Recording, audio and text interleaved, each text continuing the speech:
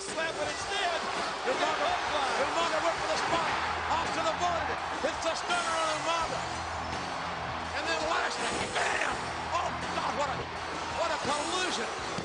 And here's what happens when you lose a battle of the billionaire hair match. Your man loses, you lose your hair. If you have Mr. McMahon and hair in the WrestleMania pool, you lose. well, oh my God. Hey, King, what do you think that hair's worth? I don't know, but I know that tonight if Mr. McMahon wants to run his fingers through his hair, he's going to have to cut holes in his pants pocket. Somebody save that hair. It'll be worth a ton on eBay. That is some. Get the hair. There, go and get the hair. I'm not going to touch his hair. Maybe Vince will buy it back. Oh my God.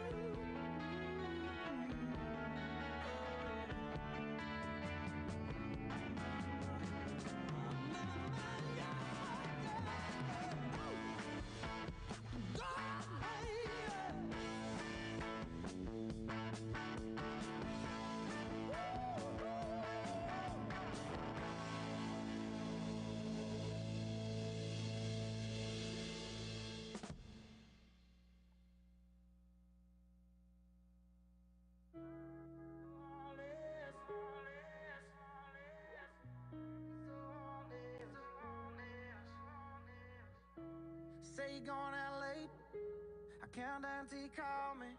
It's just one of those things that you do when you're lonely, and you're all about the chase, but you won't ever let me catch you, and I wish I was the same.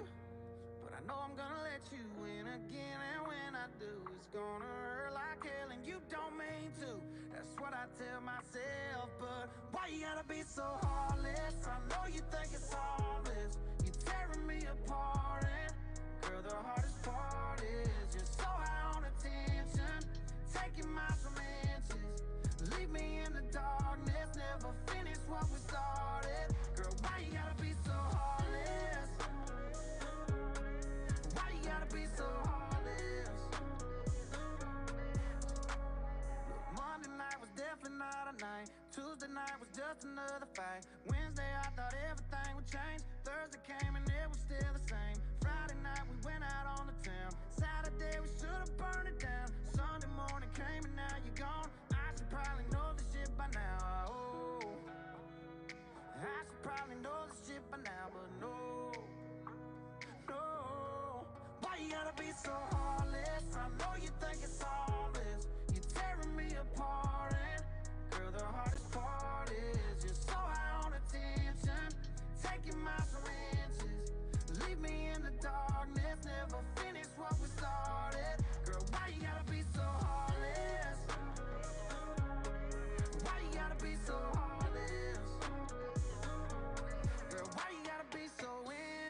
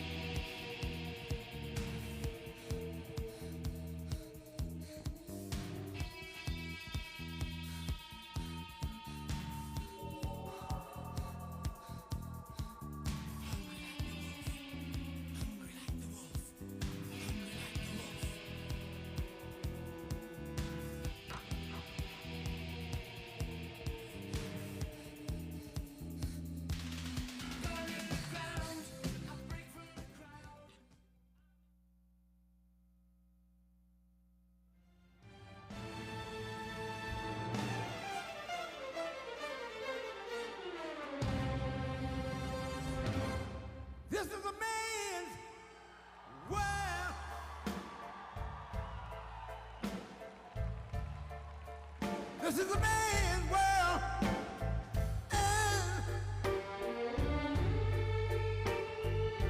But it wouldn't be nothing without a woman or a girl.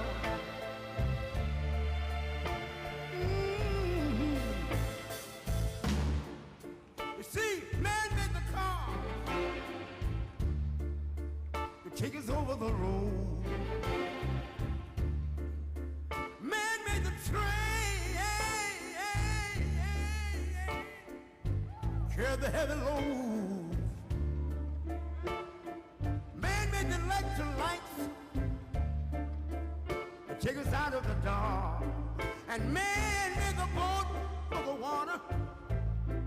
Like my Bible said, Noah made the ark. This is a man's world. Ow! But it wouldn't be nothing about a woman or a girl.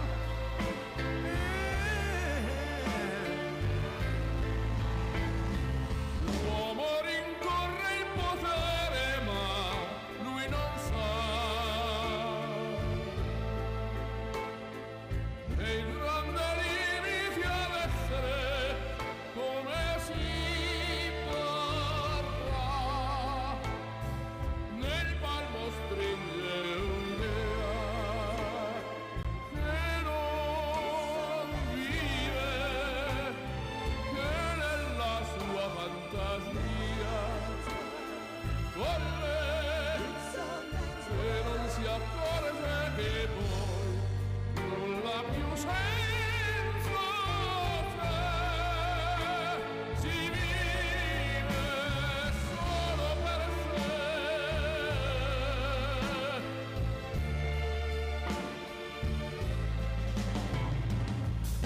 Man thinks about a little bit of baby girls and a baby boy. Man make them happy because man make them toys. But after man made everything he can, man made lira, pesos, dollars, rubles to buy from every good woman and every man. Ow! This is a man's world. Senza te, But it wouldn't be solo per sé, solo per sé. He's lost in the wilderness. He's lost E non si accorge che poi nulla più senza te, si vive solo per sé, solo per sé, solo per sé. This is a man's world.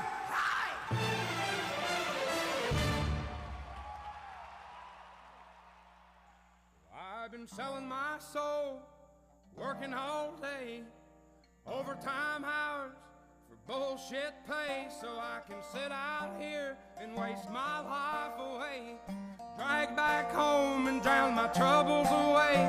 It's a damn shame what the world's gotten to for people like me, people like you. Wish I could just wake up and it not be true, but it is. Oh, it is living in the new world with an whole soul. These rich men north of Richmond, Lord knows they all just wanna have total control. Wanna know what you think, wanna know what you do, and they don't think you know, but I know that you do. 'Cause your dollar ain't shit, and it's taxed to no end. 'Cause the rich men, know the rich men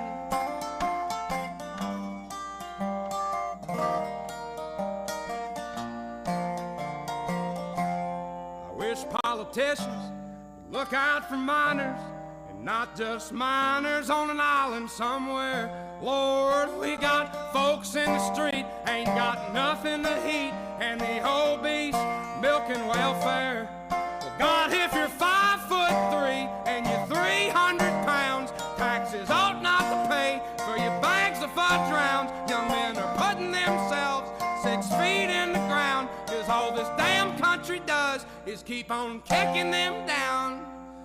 Lord, it's a damn shame what the world's gotten to for people like me, people like you. Wish I could just wake up and it not be true, but it is. Oh, it is. Living in the new world with an whole soul. These rich men north of Richmond, Lord knows they all just wanna have total control. Wanna know what you think, wanna know what you do, and they don't think you know, but I know that you do. 'Cause your dollar ain't shit, and it's taxed to no end, 'cause the rich men north of Richmond.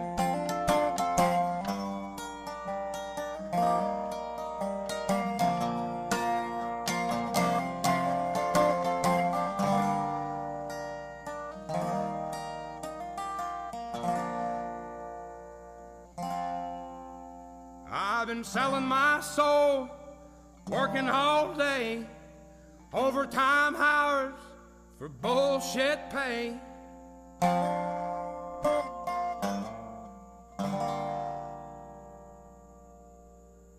Please, please, please, please.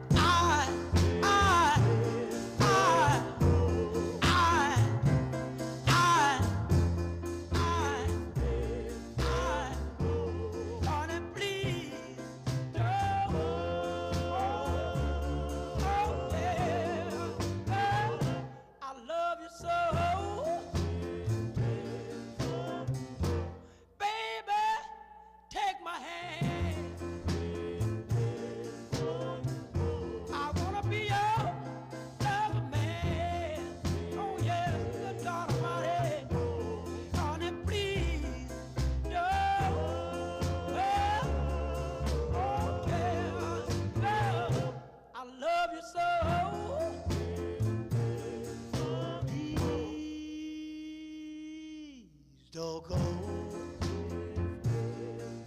Please don't go.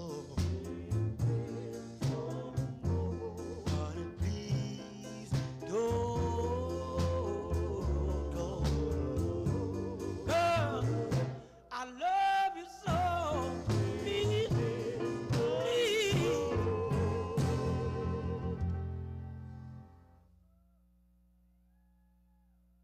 Ladies and gentlemen, please welcome to the stage former Florida Attorney General, Pam Bondi.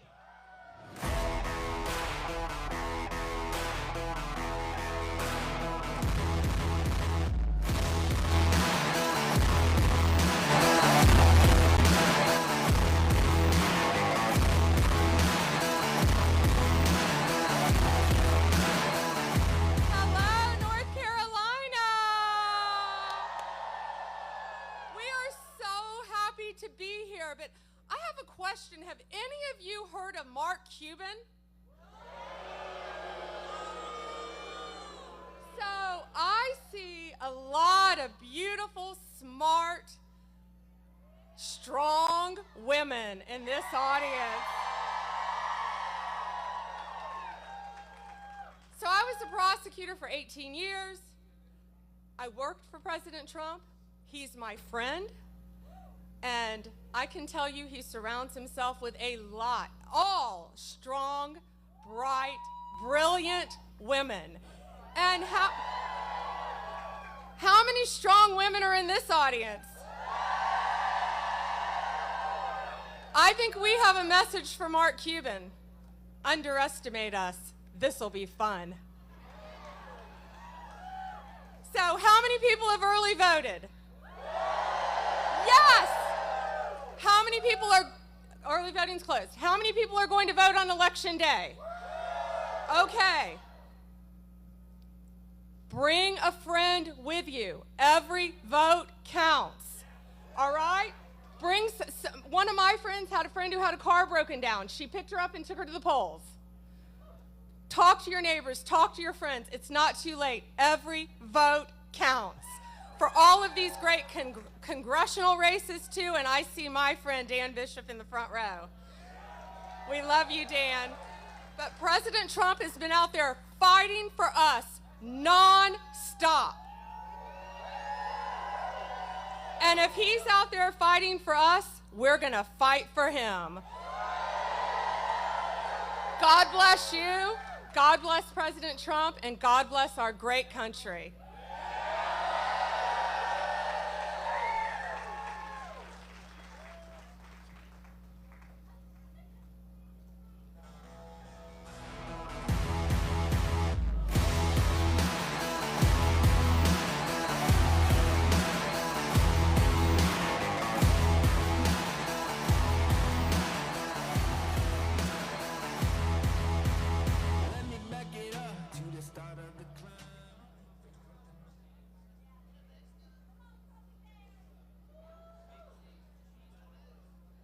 Ladies and gentlemen, please welcome to the stage RNC Chairman Michael Watley.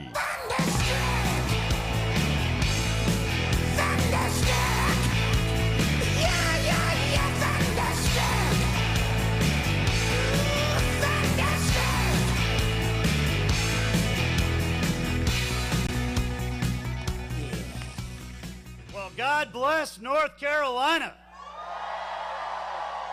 And God bless Gaston County. What a great crowd, what a great turnout.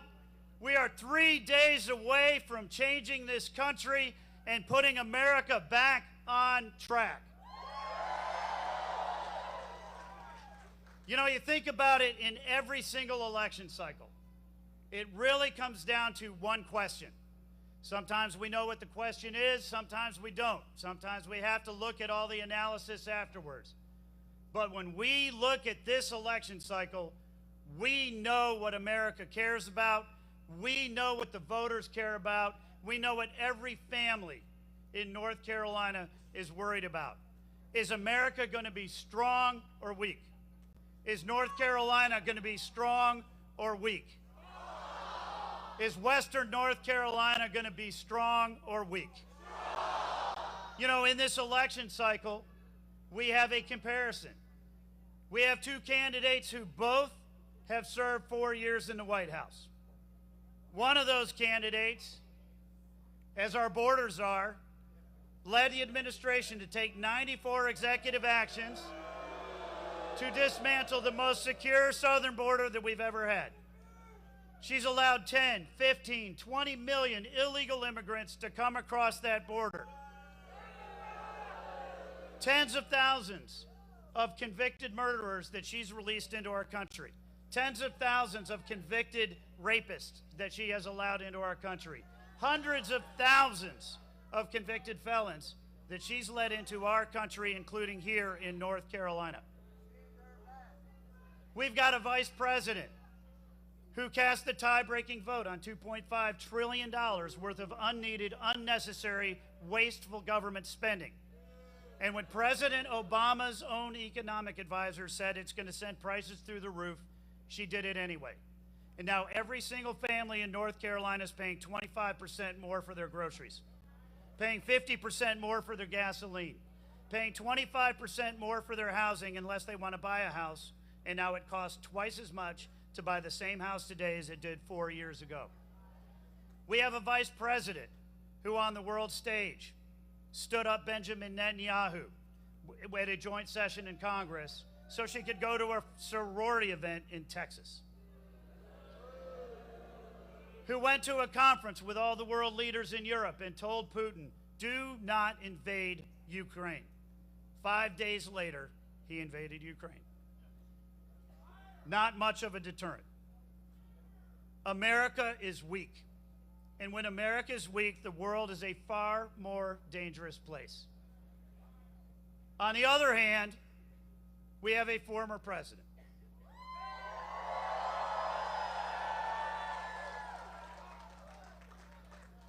Nine years ago, Donald J. Trump came down the escalator and said that he was going to make America great again by restoring our southern border, rebuilding our economy, and making sure that America is strong enough to protect ourselves and our allies around the world.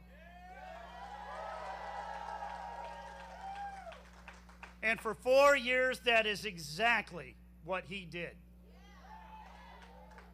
He built the strongest, most secure southern border that we've ever had. Illegal detentions, illegal crossings were at record lows when he left office. He built an absolutely roaring economy. We had more women in the workforce. We had lower unemployment among blacks, lowest unemployment among Hispanics ever in history. And we were recovering coming out of COVID. Inflation was less than 2% every single year, and it was 1.5% when he turned it over to Joe Biden. We have a president, when he was there, Russia was in check. China was in check. Iran was in check. And he said to the world, we will protect our interests and our allies, and we will stand up to the bullies who want to be running over our interests around the world. So I have to ask, does America want America to be strong? Does North Carolina want America to be wealthy again? Does North Carolina want America to be safe again? Does America want America to be great again? So does North Carolina want to re-elect Donald J. Trump as our 47th president?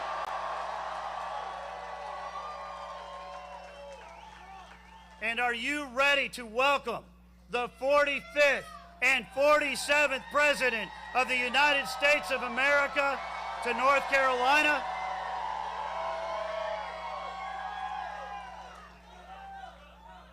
Now I got one more thing to say. We are 3 days out from the most important election of our lifetimes. How many people here have already voted? That's awesome, but it's not enough. When we get out of here today, and I want you all to really, truly enjoy Donald Trump when he comes here to Gaston County, but you have got to go home and roll up your sleeves and pull out your cell phone and go to work. Every person in this crowd, I want you to commit right now that you are willing to take 1 hour. I need 5-minute conversations with 10 of your friends, your family members, your colleagues, your coworkers, and people that you go to church with.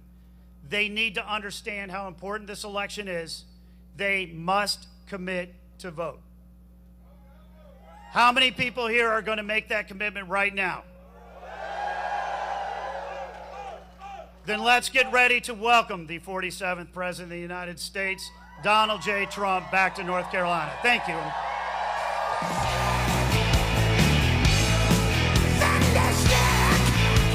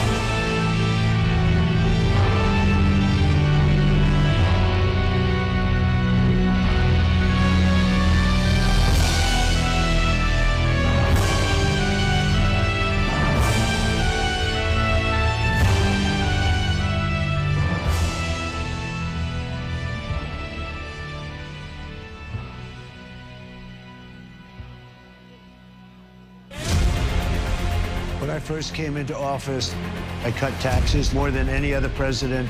We have created 7 million new jobs, and it led to a growth like we've never seen before.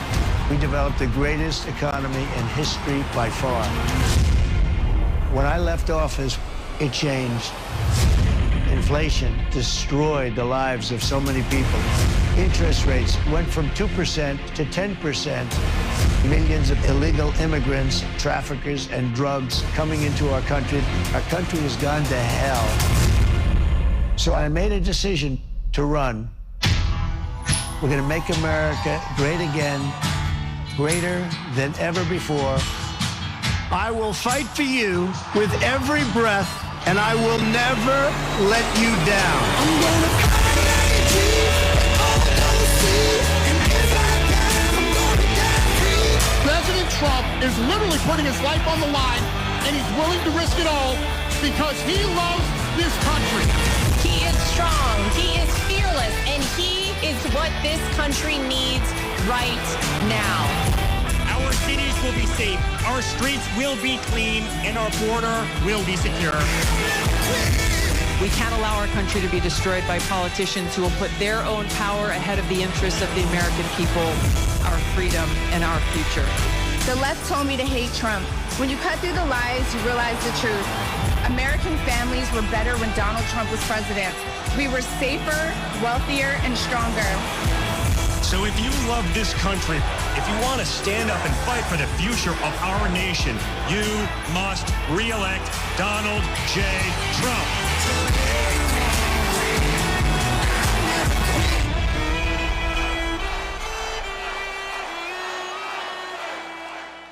Ladies and gentlemen, please welcome the next president of the United States, President Donald J. Trump. And I'm proud to be an American, where at least I know I'm free. And I won't forget the men who died, who gave that right to me. And I gladly stand up next to you and defend her still today. 'Cause there ain't no doubt I love this land. God bless the USA.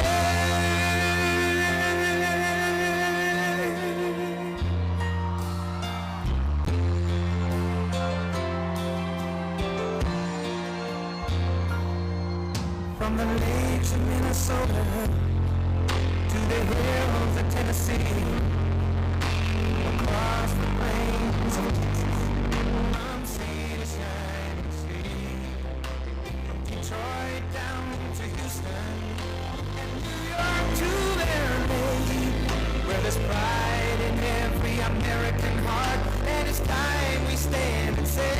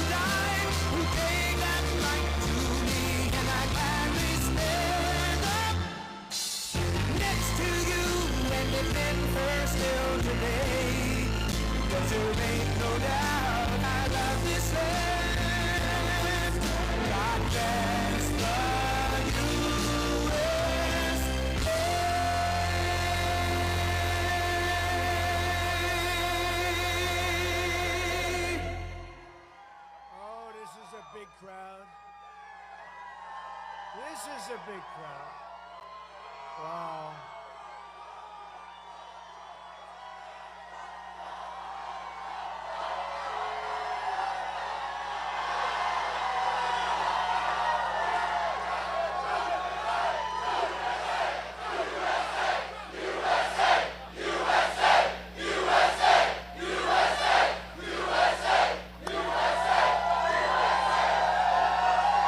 Thank you very much. Oh, you know, this was supposed to be a small little stopover. You got 20,000 people here. This was going to be a little stopover, Tim.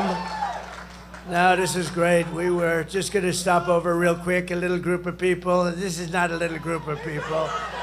Hello, North Carolina. This is going to happen. I predict, let's make a prediction. This will happen on Tuesday, I think, right? This will happen on Tuesday. I think they'll end up having many, many more people than they thought. This is going to be great, but we have to get out and vote.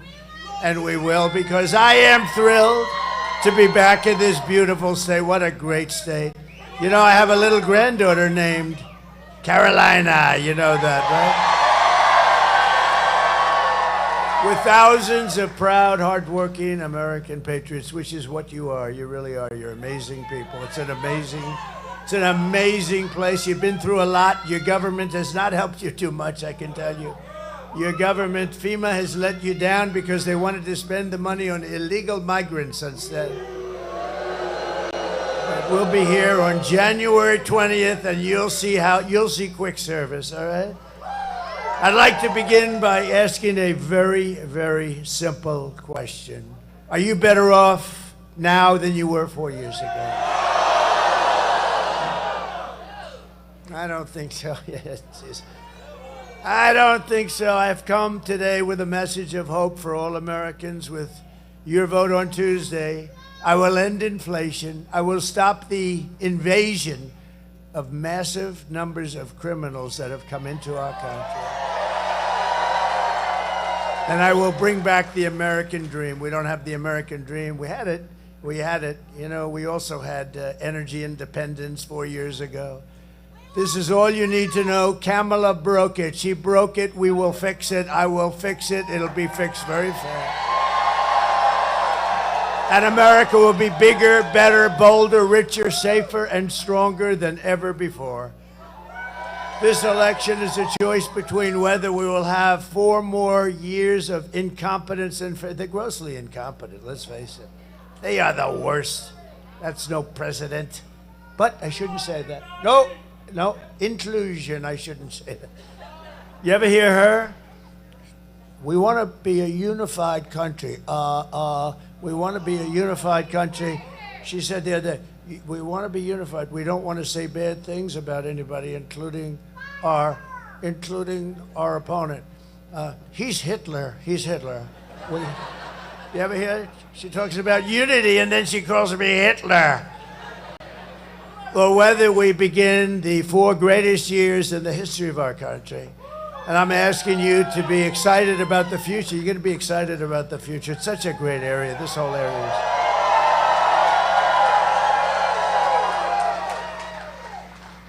And I'm asking you to dream big. Again, we're going to dream big, and we're going to make this America's new golden age. It's going to be the golden age. Every problem facing us can be solved, but now the fate of our nation is in your hands. We win this state, we're going to win the whole ball game, you know.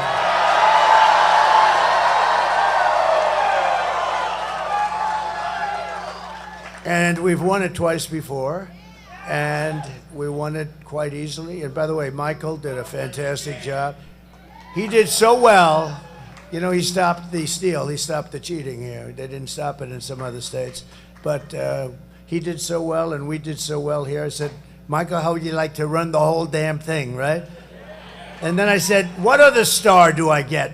And I said, maybe my biggest star of all, Lara from your backyard. Lara.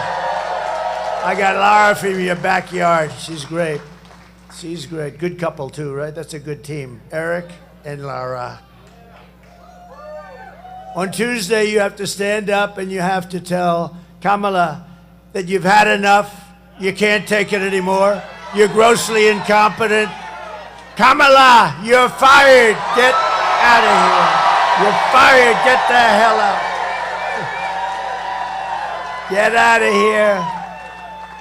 We got to fix our country. I watched her this morning. She gives these press conferences that last like about 2 minutes. It's the weirdest thing. You know, I get all set. I want to watch something, right? ladies and gentlemen, the vice president, oh good. She comes onto the stage like for 2 minutes, and all she does is talk about me. She never talks about what she's going to do. Donald Trump. Did you ever see the clip where they go, Donald Trump? The last time she spoke, she mentioned my name like 28 times or something. She didn't talk about what she was going to do, and economically, she doesn't know anything. In fact, what she's proposing, well, wait a minute. You just saw, you were going to go over it in a second, the worst numbers I've ever seen. How good was that? To get those numbers 4 days before the vote was, thank you very much, sir. Thank you. Thank you. Thank you, sir. Now, you would have liked that on one of your races, wouldn't you? But no, to get those numbers, we had the worst numbers, I think, maybe like sort of ever. And they were like 4 days. And I want people to remember it because, you know, a lot of people said, well, this won't affect the election because a lot of people aren't thinking about that. Of course, these people, they'll say, look at all of them. Look at all of the fake news. They say all of that. They always say that, but I think it's unbelievable timing. If I had my choice of, I think it's perfect. I covered it last night. We were in Milwaukee in the biggest arena you've ever seen, same size as Madison Square Garden. It was packed hours before the event. We could have filled it up twice. And that's Wisconsin, the great state of Wisconsin. And a great Green Bay player, the great Brett Favre, you know, he endorsed me. He endorsed me, and that's a big thing in Wisconsin. He was on the Packers, as football fans know. He could rip the ball. He could throw that ball so hard, so fast. Sometimes it would hit the receiver in the face. He couldn't see the ball was coming so fast. It was a lot of embarrassment, you know. It just ripped the ball into their hands, and he was great. I shook his hand. He had the biggest hand I've ever seen. Now I know why he threw. His hand was like 3 times the size of a normal hand. His fingers were like sausages. I said, they're the big. I looked at it. I said, that's the biggest hand. I mean, you know. And so he was born to do that. But you know what? He said, I've never done this before. He did a beautiful little speech, and he said, I've never done this before. I've never endorsed anybody. I'm endorsing President Trump because we want him to just do the same job he did. Really nice. Really nice. Never did it before. For these past few years, we've been fighting to take back our country, and it's been a failed and corrupt administration, a horrible administration, an administration that, you know, you like to see like a football coach. He brings something there. He brings a little esprit de corps. There's no esprit de corps. Biden, look at, and by the way, they're fighting like hell, the two of them. Biden said, you stole my presidency, and you're no better than I am. No, it's the same thing. I think the numbers, I think Joe, maybe, we're going to see on Tuesday, right? But I think Joe might have done better. But Joe, the reports are, look, he hates me. We had a debate. He didn't do too well, but that's okay because, you know, you don't take an election away. He didn't do well, and his numbers went down a little bit. And you know what happened? They walked in and they said, you're not running anymore. Get out. You're out of the race.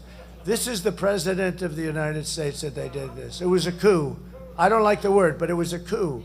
But it was sort of worse than a coup because a coup takes a little more time. This was like Crazy Nancy and some others. They walked in. She's crazy as a bedbug. And somebody should look at her Visa stock. She sold her position. This is a woman started off with nothing. Now she's worth $200 million. Do you think she's been honest? No, she has a big position in Visa. Right? I think it's Visa, one of them, whatever, who the hell cares, but it's Visa. And, you know, she plays the market. It's not really playing when you have the information she's got. So she sold her entire position the day before it was announced that Visa's under massive investigation. Now, is the fake news going to do anything about that? I doubt it.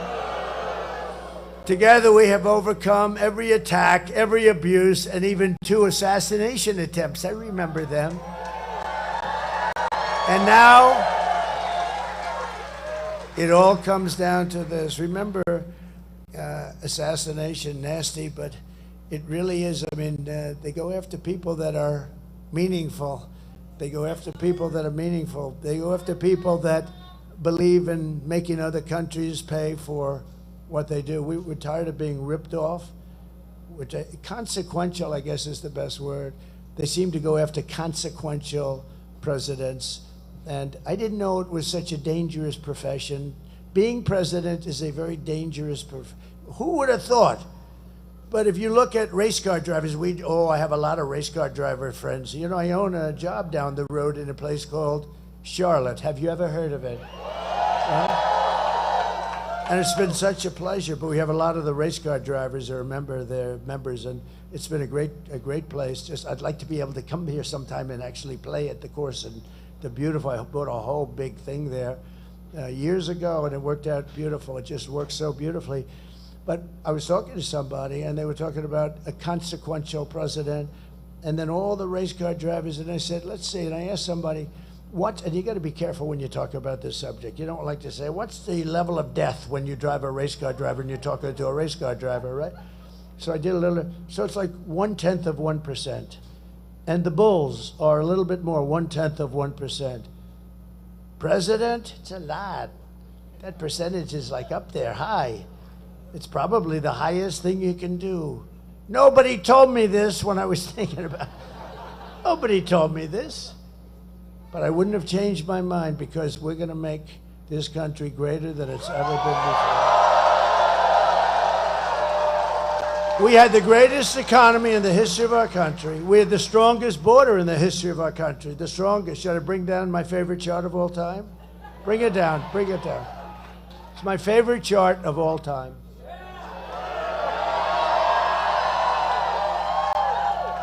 That chart I love. See, right now I'm looking over there. Well, if I was looking over there, I'm gone. If I was looking there, I'm gone. If I'm looking there, there was only one place I could be looking, and that's exactly right there. That's the only place. If I was looking there, no good. And I was looking there, no good.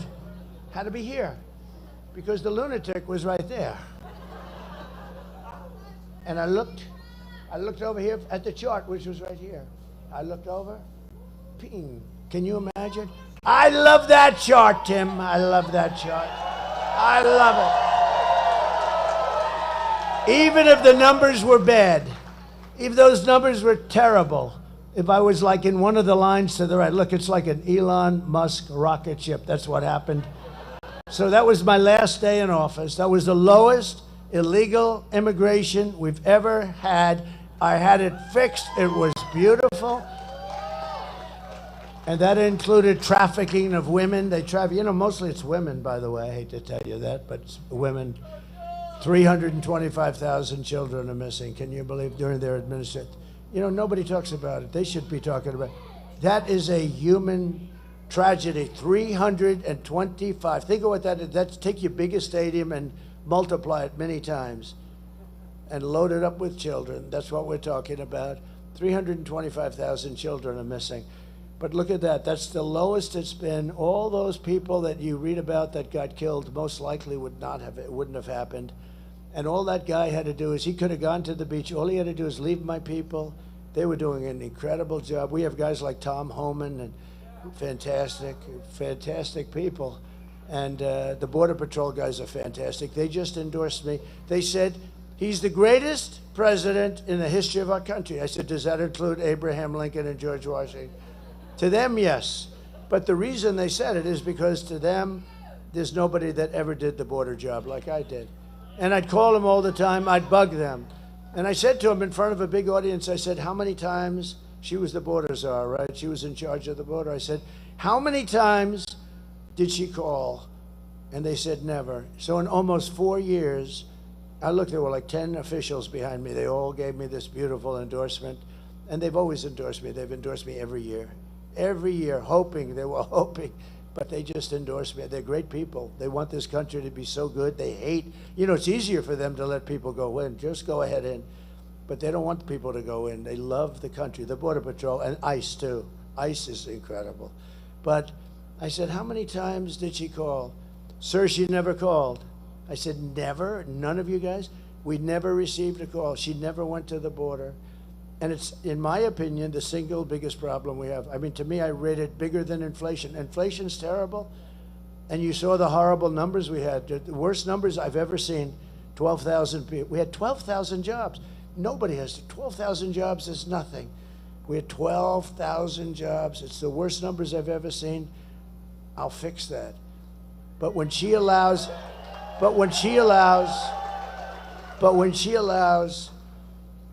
13,099 murderers. These are people that are incarcerated for murder, many of them more than one murder. They're now roaming our country. We have no idea who the hell they are. You know who knows? Our local police, our local law enforcement, and they're going to work with us because we're going to get them the hell out. They know everything about it. So we're just 3 days away from the greatest political victory in world history. But it only happens if you get out and vote, okay? You got to get out and vote. You got to do that. You know, I haven't felt this much heat on me in a long time. That sun is brutal. They'll say, what happened here? You got really red. The next one, I'm doing another one. Can you believe I do 3 or 4 of these a day? Can you believe it? But this one I like. This one. You know what she does? She does like one and then takes a day off. I said, wait a minute. So we've gone now, I think it's 62, 63 days, something like that, in a row. I can't believe I've kept my voice. The big thing is you don't want to lose the voice. Because if you lose the voice, it's no good. It tends to not do well. It tends not to play well for those people in the back. But you know what? 62, 63. And you know who knows that? I call them the women of North Carolina. Those women. There they are. There they are. But where are the women that I know of North Carolina? I can't believe. Where are they? Huh? Oh, they're coming later.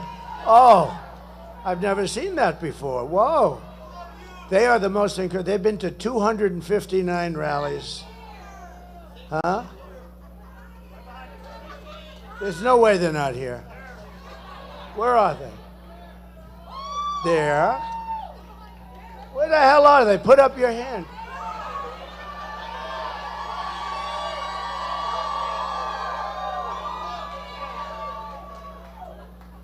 You're dressed so differently today. They've underdressed today a little bit. No, but I think it's like 259 or something. They've been incredible. Oh, there they are. Okay. I'm wondering, where the hell are they? Okay, good. It's good to see you all. You're scattered. I've never seen you scattered before. I put everything on the line for you, and including my life itself. I mean, in all fairness, I don't talk about it, but I did. And I need you to do one thing. We don't want your money. I don't want any money. I don't want anything. All we want is one simple thing. Get out on Tuesday and vote. Because we can't take a chance. Too big to rig. We got to make it too big to rig. We can't let anything happen. With your help, we're going to defeat Kamala Harris, and we're going to make America great again. We're going to make it great. We're going to make America great again. Yesterday it was announced that Kamala's economy added only 12,000 jobs. Nobody's ever heard of that. You know, look, you've been doing this. Even if you're not into that world too much, I am. But, you know, you see it, 250 jobs. We were doing badly this month, 250. It's usually like 200, 250. Sometimes you have 300, 400. 12,000 jobs. I never heard it before. I've never heard of that number before. It's automatically, you know, you have automatic growth. One of the worst jobs report of all time, they say. I mean, how good is that if you happen to be running against the people that did that, right? It's only good for one thing. Same thing with the border. The border is horrible. It's death, it's destruction, it's the ruination of our country. It's only good for one thing. If you happen to be running against the idiots that allowed this to happen, open border. It's the only thing I can think of. There's no other reason. There's no other reason it's good. We lost nearly 30,000 private sector jobs. Think of that. And the jobs created were mostly government jobs. No, that's easy. You just call up, hire 100,000 people this month, you know? No, we don't want that. We want private jobs. Along with nearly 50,000 manufacturing jobs were lost in a single month. I've never heard of these numbers. These are depression numbers, I hate to tell you. Don't worry, I'll fix it. Don't get scared. Don't worry, because I know what to do. Under Kamala's catastrophic agenda, more than 100,000 manufacturing jobs have been wiped out since just the beginning of the year. It's not, these are numbers that are crazy. 150,000 Americans joined the unemployment rolls in October. That's really, you know? I mean, I've got your speaker. I've got a lot of big shots from North Carolina down here. They're looking like, I had nothing to do with it. He said, I had nothing to do with it. In October, but nearly 250,000 people dropped out of the labor force. That's 250,000. They dropped out. They gave up. They basically gave up looking for a job. We cannot take 4 more years of this calamity. You may not be able to take a couple of months more of this. This isn't just. In fact, now that I see these numbers, I think I'm not going to do this. Goodbye, everybody. I'm going to go to the beach. I didn't know I was getting. I didn't know. Joe Biden is Herbert Hoover. Turned out, I always said I'd hate like hell to be Herbert Hoover. I would. That was 1929, the Great Depression. These are Depression-type numbers. 100% of all net job gains in the past year. This is another beauty. Have gone where? Do you know where? To migrants. 100% of the job openings have gone to migrants, taking jobs from more than anybody else, and you haven't seen the numbers. And I think your speakers should ask Washington for those numbers because they're really bad. You know where they came from? African-American jobs. They've taken the African-American jobs. Migrants coming in illegally have taken African-American jobs. People that have done a great job. They've worked there for 20, 25 years in different places. And to a lesser extent, Hispanic jobs, but large numbers of African-Americans. It's going to probably be announced right after the election. They should be forced to announce it before the election because I'll tell you, they won't get one African-American vote. They're letting these people come in by the millions, and they're taking jobs of African-Americans. And you're going to see it right after the election. They'll announce it. And they did another thing. They had 818,000 jobs that were fake. They were fake jobs. They were made-up jobs. They were fraud. If I did it, they'd throw you into the penitentiary for 20 years. Crooked Joe Biden. They don't call him Crooked Joe for a reason. I mean, it's a reason they call him that. He's a crooked guy. And she knew everything about it. They created 800, and you knew this? It came out like 2 weeks ago, a week ago. They created 818,000 fake jobs. And on top of it, it was just announced that they had to readjust last month and create another 112,000 fake jobs. So they thought that they'd do the readjustment. Now, there's never been usually it's an adjustment of like 2,000 jobs or something. So this is almost 1 million jobs that these people defrauded you on because they wanted to go into the election with at least a decent picture. Wasn't great, but at least a decent picture. And we had a whistleblower that blew the whistle and told them that these were fake jobs. And so they've corrected that. And now we just had another whistleblower talking about 112,000 jobs off last month. In other words, last month where the numbers were terrible but okay, not like this, they took 112,000 jobs. So that's almost 1 million jobs between the two of them. And even the 12,000, you're going to see that that's probably a fake number too. We probably went into negative numbers, which hasn't happened in generations. So I stand before you today as the only candidate who can rescue our economy. This is a really bad thing that's happened. From obliteration and restore to strength, prosperity, and greatness. And you know what I'm going to do? The first thing, unlike her, they say, what are you going to do about the economy? Well, I grew up in a grass piece of land. I had a backyard that had grass on it. Remember the debate? She said, I grew up with grass on my front yard and some grass on my back. And I'm saying, what the hell is going on? See, I have a little more aptitude for this. I'm really good at this shit. So let me just, you know what we're gonna do? We're gonna drill, baby, drill like you've never seen before. Right straight there. And for the people in Pennsylvania, we're going to frack, frack, frack. But we're going to drill, baby, drill, and we're going to frack in certain areas. We're going to frack like we've never fracked before. Because we have more energy than any country in the world, including Russia. We're lucky in that regard. Including Russia and Saudi Arabia. They have a lot of oil. We have more than they do. And we were energy independent 4 years ago. Think of that. And your price per gallon was, I always went around and said 187. The government corrected me. It was 184 a gallon. Can you imagine? We got it down to $1.84, and now it's like 350, 375. But you know, a few months ago it was much higher. You know what they did? They went back to my policies because they were getting crushed. This was going to go over $6 or $7.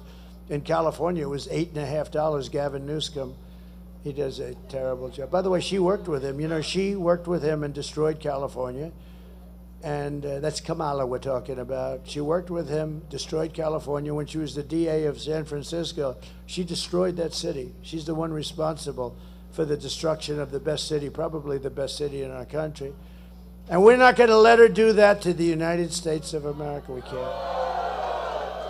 If my opponent knew how to fix the economy, it would have already been fixed. So I say, why didn't she do it? Do you ever see where she stands the other day? We are going to do this and that. I just keep going, why haven't you done it? Why haven't you done it? Why haven't you done it? She's going to do it. She's been there for 4 years, almost 4 years. Why the hell haven't they done it? Now today even, she's got some kind of a scheme. Yeah, it's a scheme, but it is a scheme. That she wants to do something, and she announced today, it's, I don't know, something, whatever. Doesn't matter. It's all a lot of bullshit. That's all it is. She announced a scheme. She's going to do something. And when I go to office, when she goes to office, do it tonight. Do it today. You don't wait. She's going to wait. I've got a plan that I'm going to do this or that. Oh, good. Well, do it now. Do it right now. You know, if it's any good. No, she's a total fake. If Kamala, and she's incompetent, which is perhaps worse. If Kamala wins, you are 3 days away from the start of a 1929-style economic depression. I believe that. You know, we have a lot of great analysts. Scott Bessent is one. He's one of the smartest guys on Wall Street. A real, you know, I call him 182, 184, double her IQ, like double, maybe triple. But they say the only reason the stock market is doing good is because they all think Trump is going to be elected. So I believe that's true. I believe it's no, but you have a lot of them. You have this Scott is one of the hottest guys. I hardly know him. I don't know him, but he writes all the time. He thinks that they think that Trump is going to win, and every time we have a good day, you can check out the market. But it seems like the market does very nicely. If I win, you are 3 days away from the best jobs, the biggest paychecks, the brightest economic future that the world has ever seen. Kamala's inflation nightmare. I mean, our economy is bad because of the inflation. No matter how well it does, the inflation just ripped it to pieces. We had no inflation. I had no inflation, virtually nothing. And now they have much higher than what you see, because when you see it, they don't put some of the higher numbers in. It's like the crime reports. The FBI forgot to put a few cities in there, like the worst cities in the country. So the crime report looked like it was pretty even. And he said, well, how come, I don't want to mention the cities because I'm trying to get their votes, okay? I don't want to mention, I want to get their votes, but you can imagine. But they forgot to put a few little cities in there, the big cities actually. And then it turned out to be 45% increase in crime, little difference. A little difference. It's pretty sad when you have to rely on the FBI and they give you phony numbers too, right? Kamala's inflation nightmares cost the typical American family $30,000 in higher prices, and now she wants to impose the largest tax hike in American history and raise your taxes by $3,000 a year. This is the only person I've ever seen that's running for office that says, we will raise your taxes. You know, all my life I've watched politicians, and they're always saying, we will cut your taxes. We are going to cut. Some of them don't even mean it, but they say it.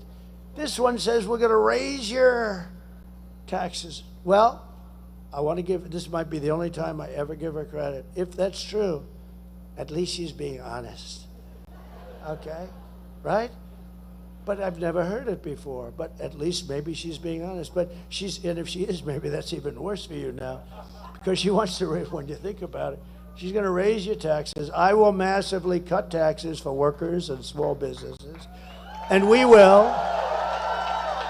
And we will have something that I think is just great. You know, she came out with it right as soon as I said it. A couple of weeks later, she came out when she's making a speech. And she said, and I will have, and she said it quickly because she knew she was going to get hammered. I will have no tax on tips. No tax on tips. She got hammered. But we will have copycat. He said copycat. We will have no tax on tips, no tax on overtime, and no tax on Social Security benefits for our seniors. Right? Which of them is the best? Okay, ready? We'll just do this quick. This is a free poll. Because, you know, I pay these guys a lot of money, these pollsters, and I don't even think they send people into the fields person. Let's see, it's 51-49. Don't send me a check for $300,000, right? I don't think they even send people into the field. You know what that means. You know, they're supposed to have hundreds of people that go into the field. They make a lot more money when they don't even bother. They say, Trump is leading 51-49. By the way, I think we are leading. You know, we're leading in every poll. But you're going to prove on Tuesday that we're leading by a hell of a lot more than just saying. We have to do it. We have to do it. Okay, ready? No tax on tips, right? No tax, wait. We'll go no tax on tips, no tax on overtime, no tax Social Security. Ready? Face it, number one. Which is the best of the three? No tax on tips. Well, that's not too good.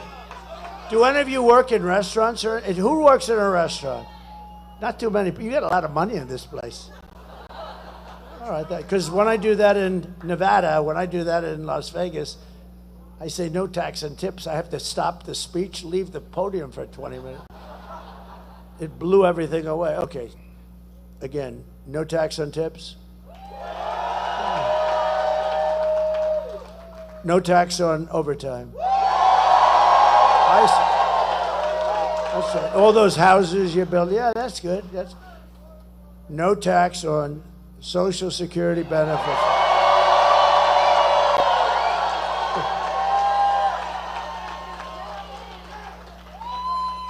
And these guys are going to say, Trump has a conflict of interest. He's giving himself a tax break. No, can you believe? Because I'm a senior, I don't feel like a senior. Wait a minute. Do the seniors here feel like seniors? I feel better. I actually feel better than I did 30, 40 years ago, I think.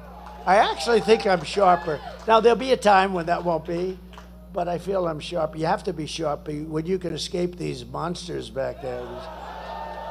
These horrible, horrible, dishonest people.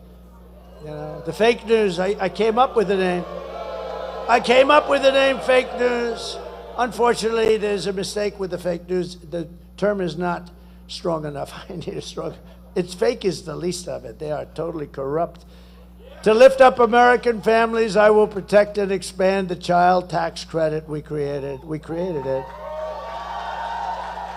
And I will support a tax credit for family caregivers who take care of their parent or loved one. These are great people. I'll tell you what, these people, if you didn't have caregivers, these family caregivers, we call them angel moms and angel wives, where a husband comes back from the war or something and lots of problems. And if you didn't have them, you know, our hospital system wouldn't be able to survive, literally. It would be, you'd have to make it 3 times bigger. These people have contributed so much, and they, you know, they haven't been recognized. We're going to recognize. We're going to give tax credits to people that take care of people. No, you'd have the people in the hospitals instead of at home in a bedroom with their family, with their mother or their wife or whatever, and or their husband. And they're unbelievable people. And a lot of them aren't. You know, a lot of them leave. A lot of them say, I can't take it. They say, I didn't sign up for this. I'm sorry. I didn't sign up for this. They say that, and they leave. And people understand that too. But these people, the people, they're angels. They're incredible angels. Our hospital system would not be able to handle it. So I think they deserve it, don't you? They don't even ask for it. You know, I don't have any big lobby or anything asking me for it. I have lobbies asking me for everything, but I have no lobby asking me for that. Just something I feel. I've always felt it. I've seen so many of them, met so many of them, and they want to just take care of their son or their husband or their daughter. I mean, they just want to take care of these people. And you could never get that kind of a care in a hospital. As good as a hospital is, as good as the hospitals are, you could never get that kind of care. So it's a beautiful thing, and we're going to do it. We're going to do it immediately. We're going to get it done immediately to rapidly reduce inflation. Thank you, Angel Moms. I will end Kamala's war on American energy, and we will drill, baby, drill. We're going to drill so. And I'm going to tell you that the best thing we can do, look, we're lucky. We have oil and gas, and we have it in abundance. I got ANWR approved in Alaska, which is the biggest, perhaps the biggest in the world. It might be as big as Saudi Arabia. It's massive. Reagan tried to do it. He couldn't get it done. Everybody tried. Everybody, well, the Democrats not so much, but everybody tried, and every Republican tried, I can tell you that. And they tried like hell, and I got it done. I got it done. And we were ready to drill and go, and this guy gets in within the first short period of time. They terminated it. This would have made so much money for our country, would have been so great for Alaska. I love Alaska. My grandfather spent a lot of time in Alaska. He was looking for gold, and then he realized, well, it's hard to find gold, and he'd see what happened to those people. That was our rough life. That was real cold stuff. So he built these little buildings, and they became little hotels for the guys looking for the gold. See, we always had a little entrepreneurial spirit, and he spent a lot of time in Alaska doing that. He was looking for gold, and he said, I could do better with building little hotels along the trail, right? And they actually have one. I think it's like a big landmark deal now. It's really great. It's tiny. It's like a few rooms, but that's the way it was. It was beautiful, but spent a lot of time. This would have been so great for Alaska. It would have been incredible for Alaska and unbelievable for our country. We would have taken care of Asia out of ANWR. And the first thing he did is terminated it. And he also terminated the Keystone pipeline. But he let Russia build Nord Stream 2, which is the biggest pipeline in the world. He let them build Nord Stream 2. Think of that. And I terminated that. I said, no, you're not building it, Russia. You're not building it. I'm sorry, Vladimir. He would ask me, don't do that. I said, I got to do it, Vladimir. It was going to supply all of Europe, Germany mostly, but all of Europe. And I terminated it. And he comes into office, and he immediately approved it. I said, what the hell is he doing that for? And then they say, Donald Trump was soft on Russia. No, that was the biggest project in Russian history, and I terminated it, and they never got it finished. And then this guy comes in, and he lets it go. I tell you, he's the exact opposite. Think of it, the exact opposite. His foreign policy is the absolute worst. Every single foreign policy move he's made, look at Israel. Don't do anything, don't do anything. And at least now they're in a position where there's some defense, where they can defend themselves from what might happen. You know, we're very close, I'll tell you what, we're very close to going into a thing called World War III. And we have people that do not have the mentality to even think about keeping us out. They have no idea. Again, should have never happened, Russia going into Ukraine. Afghanistan would have never happened, never. Getting out was right. I was going to get out, but with dignity and strength, and keep Bagram, which is the big air base. They gave up Bagram. It was 1 hour away from where China makes its missiles, nuclear missiles, 1 hour. That's why I would have kept it, not for Afghanistan. 1 hour away, think of it.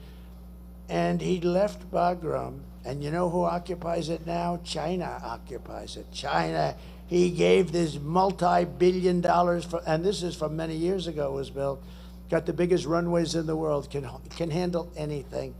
The biggest runways, most powerful, deep, thick concrete runways. To build them today would cost billions, tens of billions of dollars. He gave it up like you give up nothing. I'd never seen. Always keep Bagram, and now China occupies Bagram, 1 hour away from where they make their nuclear weapons. It's so sad. What's happened in this 4 years is so sad. And she's now running for president. She shouldn't even be allowed to run for president. I'll cut your energy prices in half within 12 months because we're going to get it going. And to bring jobs back, millions and millions of jobs, will give our companies the lowest taxes, the lowest energy costs, the lowest regulatory burdens, and free access to the best and biggest market on the planet, but only for those who make their product right here in the USA and hire American workers for the job. We're going to bring your furniture guys back. You know, I love this state. You know when I got to know your state? When I was in this hotel phase of my life, I did great. I loved those hotels. And I'd come to North Carolina because you had the greatest craftsmen, the greatest everything, right?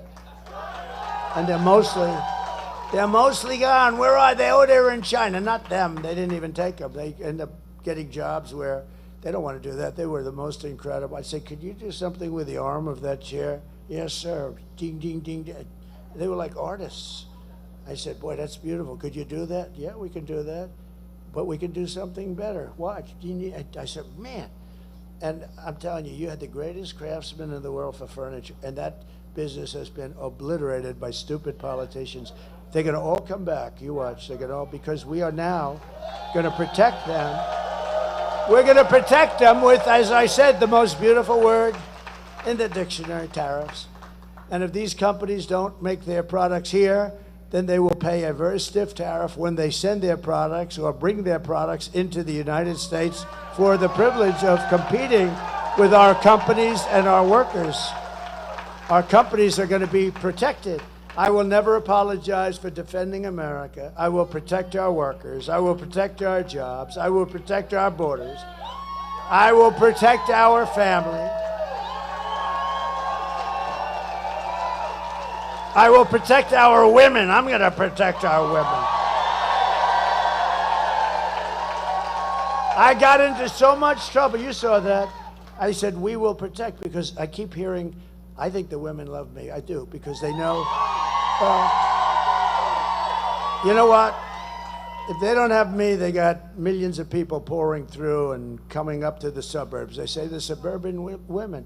Well, the suburbs are under attack right now. When you're home in your house alone and you have this monster that got out of prison, he's got, 6 charges of murdering 6 different people, I think you'd rather have Trump, but here's what I did. And I had a group, very controversial. What I do is very controversial. I don't care. I do the right thing. I want to protect women, but I want to protect our men. I want to protect our children. I want to protect everybody. So I took a little poll. And these horrible people back there said, well, Trump is soft with women. I don't believe I'm soft with. They say Trump is soft. He's very good with men. I don't know. Thank you, men. Thank you, men. No, I'm through the roof with men. She ain't catching us, men, let me tell you. No, I'm great with men, but I'm sort of like soft with the women stuff. And I say, she goes, yeah, it's true, you are. I don't, who said that? She said, I love, good. She's made it up. She goes, yeah, you are, but we love you. So I believe that women have to be protected, men have to be, children, everybody. But women have to be protected when they're at home in suburbia. So when I did it, I said it, I came off stage and my genius is back. Sir, that may be a little bit of a rough statement. What? That you're going to protect women? Tell me why it's a rough statement. They said, well, it's a little self-serving. I mean, they'll say, who do you think you are? I said, yeah, I'm president. I want to protect the women of our country. So I came back out. I said, could I do a poll, please? I love these polls because they're free, I don't have these polls. It's $250,000 to interview 12 people, right? So what happens, I came out and I said, is there any, a crowd like this is a big crowd. I said, is there any woman that would be offended by the fact that I said, I am going to protect you as your president? No hands. So I had like 20,000 people. I didn't have one hand. I didn't have one one hand, not one hand. Well, there was one woman that did say it. You know, this woman's very smart. She said, "Was that Pelosi?" Who the hell is that? You are a smart one. Wow. No, well, somebody else just said it was a woman who transitioned, you know. But I didn't say it. I didn't say it. I know. You have to be very careful, everything you say. You know, like there's some women that are very beautiful in the audience. I would never say that because if I said like that, her, we got a lot of her. If I said they were beautiful, that's the end of my political career. You're not allowed to say a woman is beautiful. You're not allowed to say, hello, you're a beautiful woman. You're a beautiful, very beautiful woman. If you do that, that's the end of your political career. But I've never had, you know, I mean, women sort of like it, but you can't do it because we have to remain a politician for 4 more years to straighten out this mess that these stupid people have given us. No, they want you to be very politically correct, and well, they picked her because they wanted to be politically correct. She was the least qualified person. You had 12 other people, and she was number 13 in every poll. If he got out, but it should have been his decision. You know, he goes through and he gets these 14 million votes. It should have been his position. I don't know how you can just take it away. They really think of it. This is a famous moment in our country's history. They went in and they said, "You're out," to the President of the United States. They said, "We're taking your presidency away." He said, "No, you're not." He said, "Yes, we are." And by the next day, he said, "Yes, you are." They said something. But they went in and they took his presidency away from him like taking candy from a baby. It's really wrong when you think about it. I mean, what's the purpose of the primaries? And it was very shortly after he got the nomination, you know, not talking about a long period of time. And they should have done it, or if they were going to do that, they should have held another primary and let 20 people run, and if she could run too. But they just had it because they wanted to be politically correct, right? And it's a very bad thing for our country, although I happen to probably think of all of the people, she would be my first choice to run against. So I shouldn't be complaining. But I do complain because, you know, as they say, they're a threat to democracy. You know, they say that about me. They always say, Donald Trump is a threat to democracy. He has promised to go after his political opponent and put them in jail. He's terrible. He's promised to put them in jail. That's what they're doing to me. Okay? That's what they're doing to me. Right? Did you hear these people? This stupid woman, she's saying, he has said that he's going to put people in jail. And he's going to go after this one and that one. I won't mention their names. But he's going to go after them, put them in jail. And I said, how stupid. That's exactly, I had like 20 calls. She's talking about this. That's what they're trying to do to you. They're trying. But we're going to be very successful. You know, we won the big case in Florida, right? We won a lot of them. They're scammers. As we rescue our economy, I will also restore our borders. Again, I believe the borders are the single biggest problem that this country's had in 100 years because they're disturbing our country. They're really disturbing. What they've done to our country is not even thinkable. Over the past 4 years, Kamala has orchestrated the most egregious betrayal that any leader in American history has ever inflicted upon our people. There's never been anything like this. Again, murderers, drug dealers, gang members, people from mental institutions, the worst people, criminals of all kinds. Venezuelan crime is down 72%. Our crime is through the roof. Tell David Muir he's a real stiff. What a dope. Tell David Muir that he was wrong when he said, well, American crime is down. Because I said crime is up, it's through the roof. I turned out to be right the following day. Tell David Muir our crime is through the roof, and the migrants are causing a lot of it.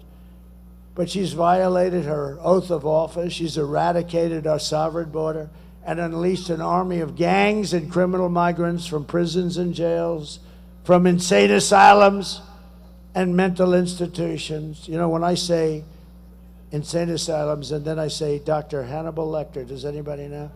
They go crazy. They say, oh, he brings up these names out of, well, that's genius, right? Dr. Hannibal Lecter. There's nobody worse than him. Silence of the Lambs. Who the hell else would even remember that? I have a great memory. But they always hit me. I don't bring it up too much because I have to take such a... He brought up Hannibal Lecter. What does that have to do with this? What is it? It has everything to do with it, right? That's who we're allowing into our country. And we don't want to allow that into our country. So I've done something for you that I haven't done in 20 speeches. I brought up Dr. Hannibal Lecter, and we're allowing him in our country. You watch these fake people. They'll say, again, he brought up Hannibal Lecter. It has absolutely nothing to do. You know, I do the weave, right? The weave, it's genius. You bring up Hannibal Lecter, you mention insane asylum, Hannibal Lecter, you go out. Now, there'll be a time in life where the weave won't finish properly at the bottom. And then we can talk. But right now, it's pure genius. Hey, I have an uncle, my uncle, Uncle John, my father's brother. 41 years at MIT, longest serving professor, has so many degrees, he didn't know what the hell to do with them all in the most complicated. I understand a lot of this stuff, you know, I believe in that. Like, I mean, Jack Nicklaus is not going to produce a bad golfer, right? You know, that's the way it works. It's just one of those things, and it's in the family, and it's whatever, but we have to save this country. We better save this country. And the biggest problem we have, one of the biggest problems is them, because if we had an honest and honorable press, my job would be so much easier. It'd be so much easier. They have forced so many good people out of politics. That's a shame. So many great people have been forced because of them. They're bad people, but they're going to get better. They've lost a lot of credibility. You know, when I first started, they had a 92% or a 93% approval rating. Now they have lower than Congress. The fake news has a lower rating than Congress. How do you get lower than that? But these criminals come from Venezuela, from the Congo, stealing countless American lives. People are coming from countries you've never heard of. 181 countries this year so far are represented. Many of these countries you've never heard of. Today I want you to hear directly from an incredible mother who I met a week ago, whose world has been totally shattered by Kamala Harris's open border. How stupid it is, her open border. Please watch. Sunday night, I asked her to not stay up super late because of her coming to work with me in the morning to do her summer school. She said, okay. I told her good night and I love you. I went to bed, not realizing that that was going to be the last time I saw her. We're best friends. Yeah. We're going to shake it again. I woke up to notice she wasn't in her bed. I'm in my heart trying not to lose my mind because I don't know where she is. I finally remembered her phone had a location on, and her phone was pinging just 2 minutes down the road, right behind the skate park. I start driving to the direction the phone was being pinged at, and I see a couple cop cars with lights on. I see yellow tape, and immediately my heart drops and sinks to the bottom of my stomach. My daughter's hands and ankles were both bound. She was strangled to death, left with no pants. And I know in my heart, she fought incredibly hard. She was not going down without a fight. We begin with two men we're learning are charged with capital murder tonight, accused of killing a 12-year-old girl. Police say these men strangled her before dumping her into that creek. Both men were in the country illegally. Apprehended, then released by Border Patrol less than 3 weeks before Jocelyn's death. The men accused of killing Jocelyn Nungare are affiliated with the gang known for brutal violence. Kamala Harris was in charge of immigration in our borders. If we had better border policies and not open borders and not these catch and release policies, I truly believe this all could have been prevented. Under her being vice president of this country, my daughter's life was ripped away from her. She had her entire life ahead of her. Happy birthday, dear Jocelyn. My daughter is 6 feet in the ground based off of policies that she allowed to keep. Kamala Harris did have one job, and she not only failed, not me, she failed my daughter, she failed Jocelyn. You know, she was only 12. President Trump reached out, gave me his sincerest condolences as not a former president, but just as a father, someone who cares. I believe Donald Trump needs to be back in office. I can at least know that my next child will be safe in this country.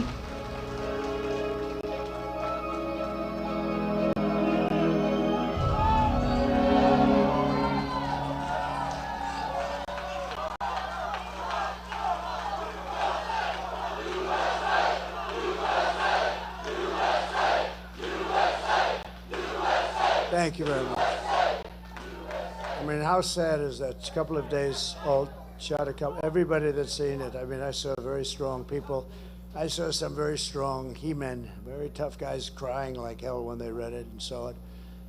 But you have many, many cases like that. And then you have other forms of murder too, with guns and being run over with cars and trucks. Many, many forms of crime are being committed by very dangerous people that have been allowed to come in. Don't forget, these countries are very smart. I know almost all of the heads are very smart. They're very streetwise. They want to get their prisoners out. They don't want to take care of them. It's expensive, so expensive.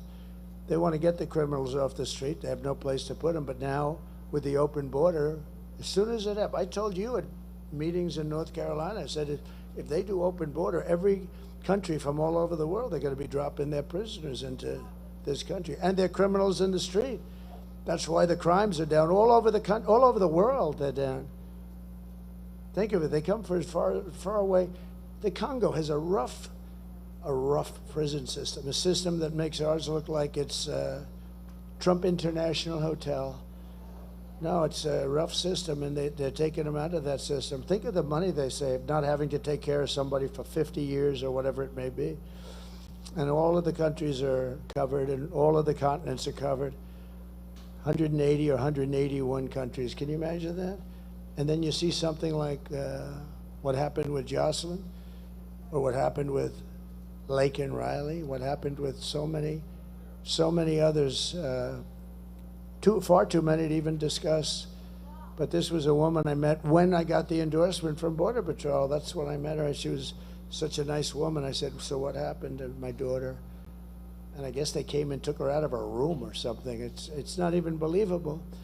So when you vote on Tuesday, vote in honor of Jocelyn and Lake and Riley and Rachel Morin and every American who's been stolen from us.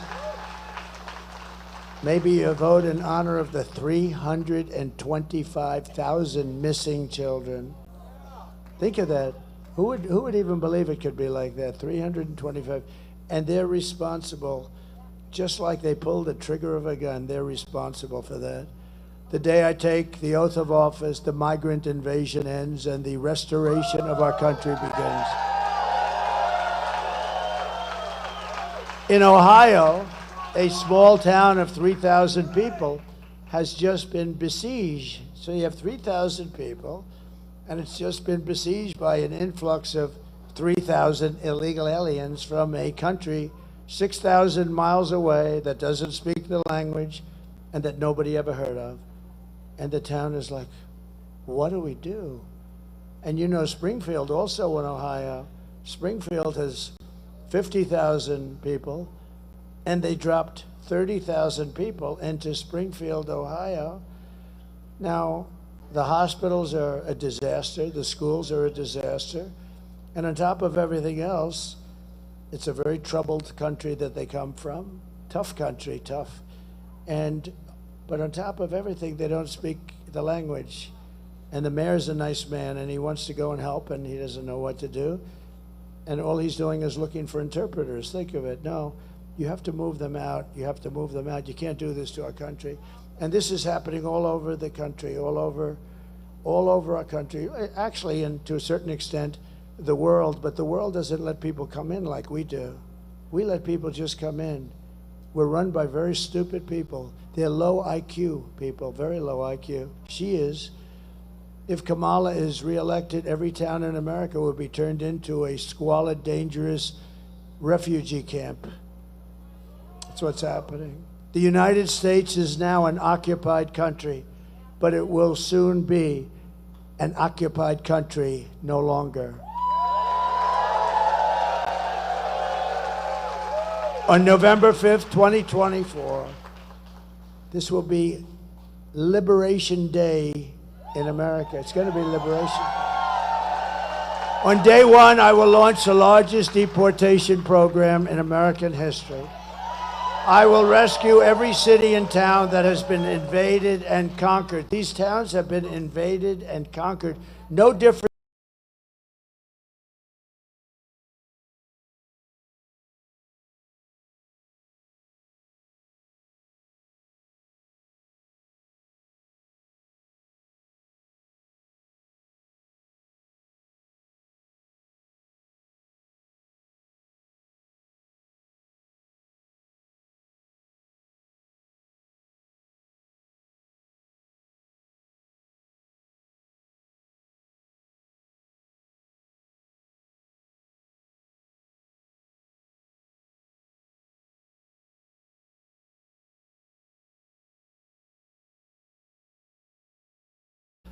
And if they come back into our country, which they want to try and do, and which they'll probably be successful in doing, it's an automatic 10 years in jail with no possibility of parole. And I am hereby calling for the death penalty for any migrant that kills an American citizen or law enforcement officer.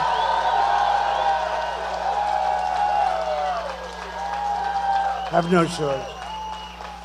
And I will immediately ban all sanctuary cities in the United States of America. Sanctuary for criminals. Despite all of the damage that Kamala has caused, she spent the final week of her campaign comparing her political opponents to the evil, the most evil people, mass murderers, all of us. Then Joe Biden called, and he said that we're garbage. We're all garbage, remember? Remember Hillary deplorable, right? I actually said they're deplorable and irredeemable. And I said, oh, she made a terrible mistake. That word irredeemable to me was worse. Actually, it was worse than deplorable, but that one didn't get picked up, Tim. That one didn't get picked up. It was deplorable. It was deplorable that got picked up. And how did that work out for Hillary? Not too good. But garbage is a hell of a lot worse, I think, than deplorable, right? Garbage. We're garbage. My response to Joe and Kamala is very simple. You can't lead America if you don't love Americans. Very easy. And you can't be president if you hate the American people. And they have to be hating us. Everything Kamala says is a lie. Her entire campaign is one hoax and slander after another. But the only way to stop the lies is to swamp them with your votes. You got to do that on Tuesday. Kamala has no vision, no ideas, and no solution. All she ever talks about is Donald Trump. Good evening, everyone. Tonight I will speak about Donald Trump. Donald Trump, Donald Trump, Donald Trump, Donald Trump, Donald Trump, Donald Trump, Donald Trump, Donald Trump, Donald Trump, Donald Trump, Donald Trump, Donald Trump, Donald Trump, Donald Trump, Donald Trump, Donald Trump, Trump.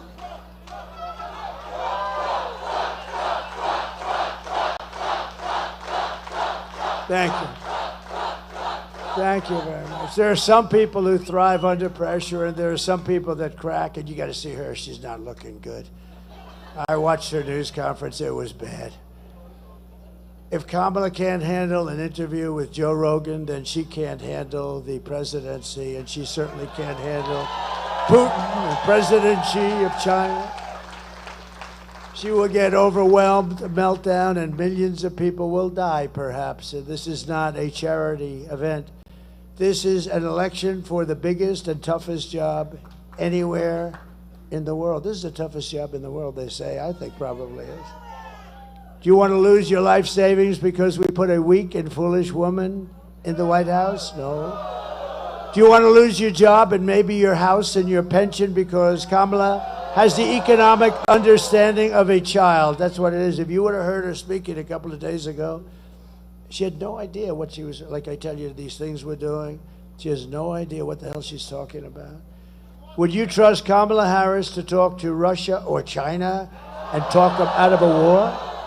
Think she'll talk them out of a war? I don't. She'll talk them into a war. By the way, you know, she went and dealt with the Russian situation with Ukraine, and she was solely responsible. She went in, they put her there 3 days before Putin invaded. She was nearby someplace. She had big meetings with Russia.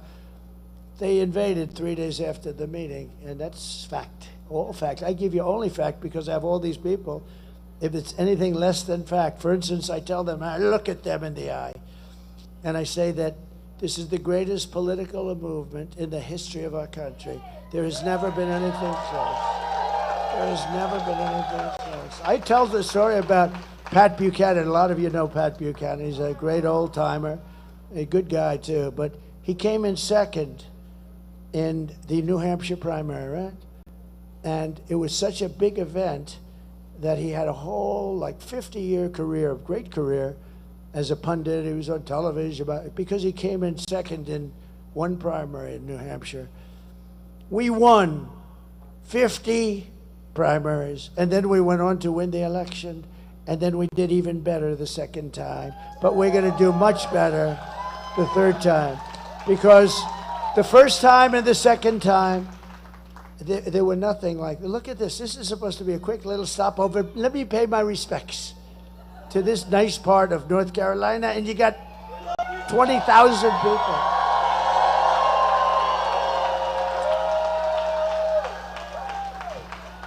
No, this is the greatest political movement, and let me give you a little information.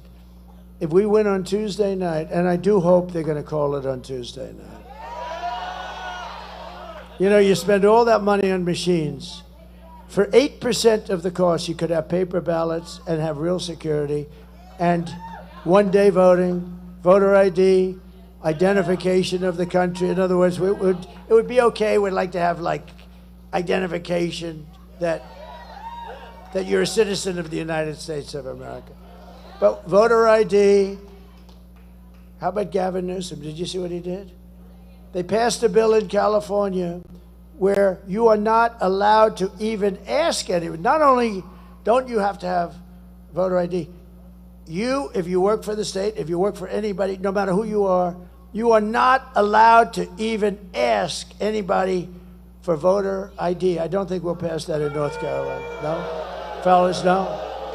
I don't think that you guys are going to pay. We got a lot of the big shots from North. I have a feeling that won't be before your legislature too soon, right? No, but think of that. May I see your voter ID, please? Arrest him! The only reason they do that is because they want to cheat. You know, there's no other reason. They want to cheat, and they do cheat. They cheat like hell. That's why we say too big to rig. Nothing is more dangerous than to give immense power to a very weak, incompetent, and low IQ person like Kamala. She's a low IQ person. She can't. I'm not allowed to say that. Yeah.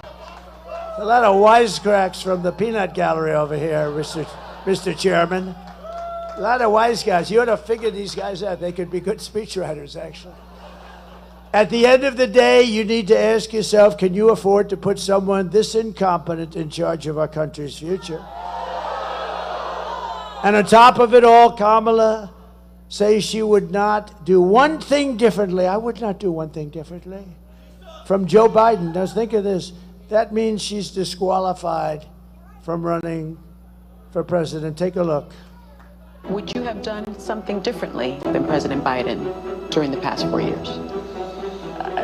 There is not a thing that comes to mind. I stood there on the tarmac watching you check your watch. The chaotic and deadly U.S. evacuation from Afghanistan stunned Americans and the world and cost the lives of 13 U.S. soldiers. Would you have done something differently? There is not a thing that comes to mind. More than 13,000 illegal immigrants convicted of murder have been caught at the border and then released into the United States. An Afghan national is in custody today after being accused of plotting an election day terrorist attack. The suspect entered the U.S. on a special immigrant visa. Gut-wrenching new details in the murder of Georgia nursing student Laken Riley. The illegal immigrant suspect, who cops say committed the heinous murder, is a Venezuelan national who crossed the unsecured southern border back in 2022. 2 men investigators say are in the country illegally from Venezuela are charged with capital murder in the death of Jocelyn Nungaray. A fifth illegal immigrant accused of attacking 2 New York City police officers over the weekend showed no remorse or regret. Would you have done something differently? There is not a thing that comes to mind. Only 18% say the economy is in excellent or good condition. US inflation has hit a new 40-year high, increasing by 9.1% over the financial year. Authorities saying Train de Aragua, which has been linked with more than 100 criminal investigations here in the U.S., has now been found operating its criminal enterprise in apartment complexes. Were you the last person in the room? Yes.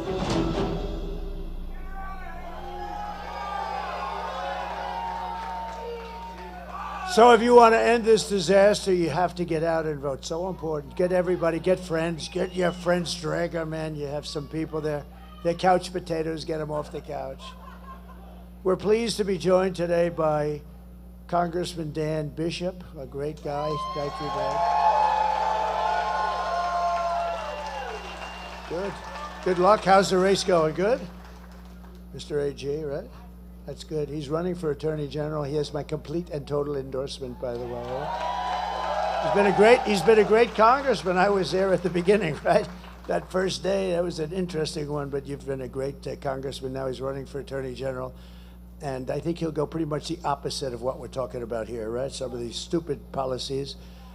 A great gentleman, a friend of mine. He's been your speaker, and he is really a good speaker. And he's sitting here marking down all the stuff that he's watching. And he says, we're going to do just the opposite.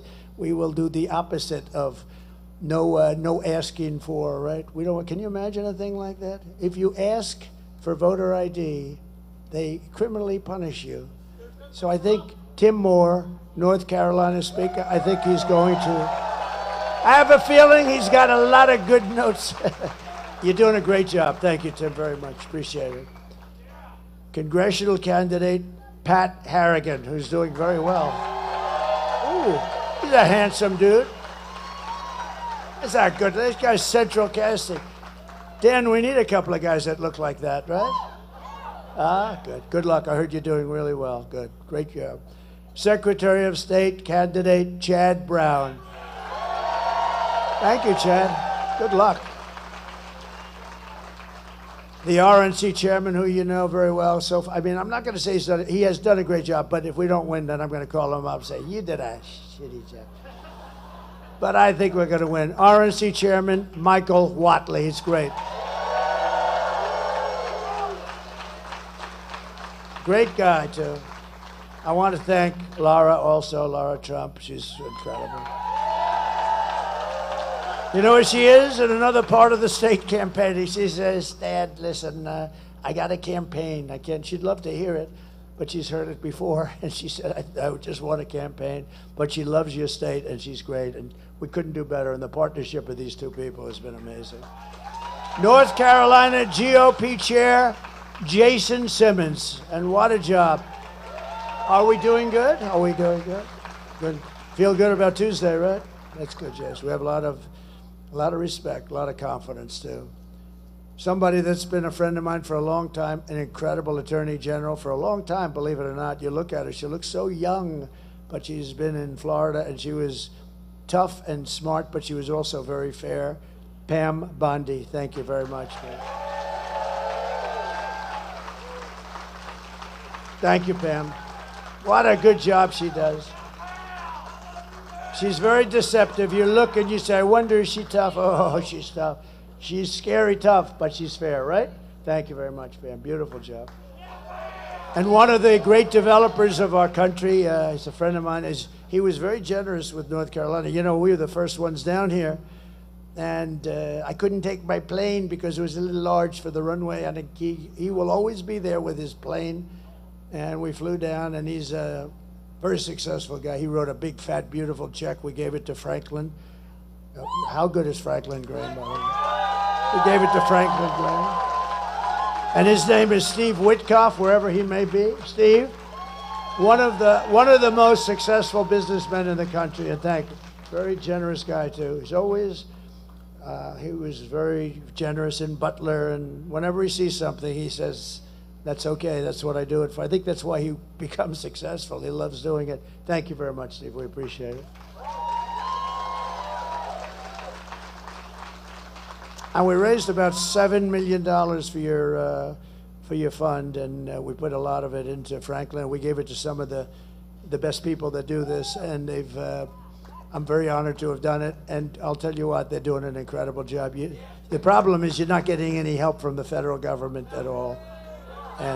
And you can do something about that on Tuesday. You just remember, because they say, and I think they mean this 100%, it's the worst job since Katrina, and it may be worse than Katrina.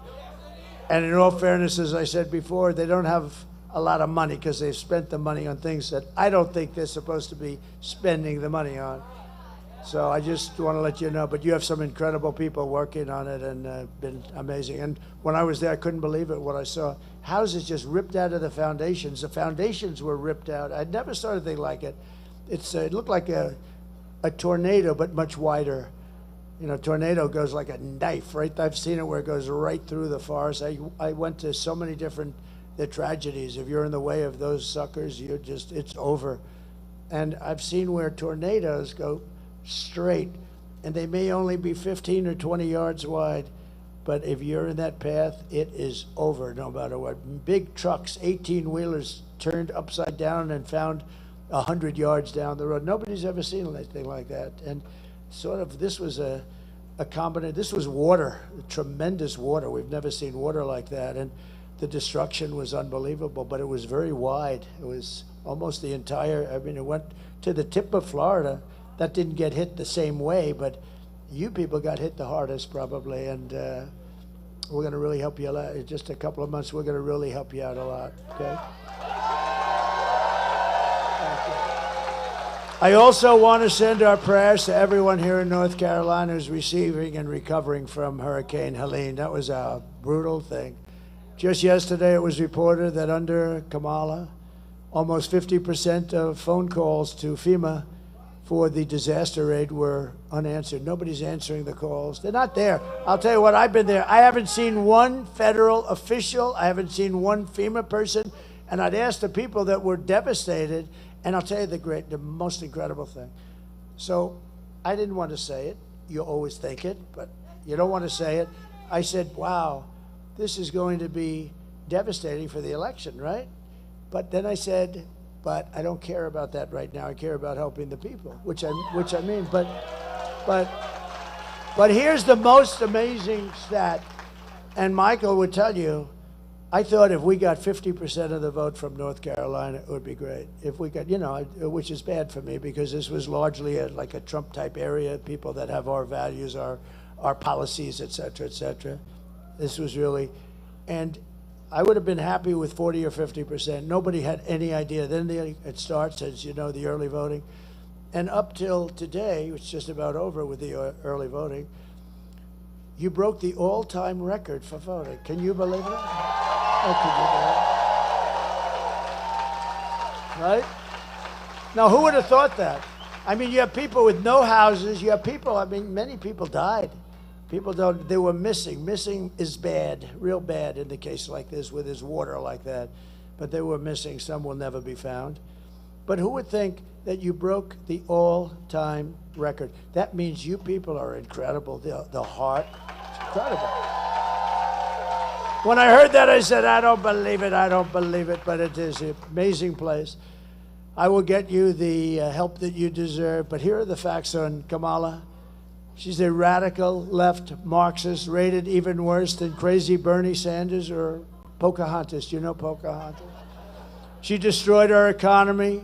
She was an original creator of defund the police movement, and anybody who wants to defund the police for even 1 week is not worthy of being the President of the United States of America.